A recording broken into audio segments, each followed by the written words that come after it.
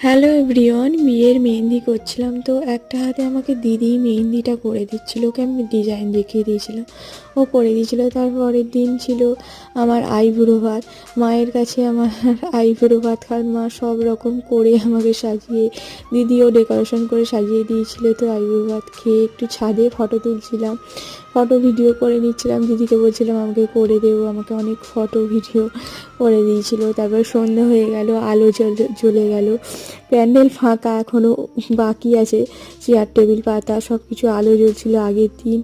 কীরকম দেখে একটা অদ্ভুত লাগছিল। দিদি আমি প্যান্ডেলে ভিডিও করছিলাম, অনেক কথা বলছিলাম, দেখ এখন কেউ নেই, কালকে এই টাইমে প্যান্ডেলে কত লোকজন থাকবে, চারিদিকে সব সন্ধেবেলা আলো জ্বলে গেছে।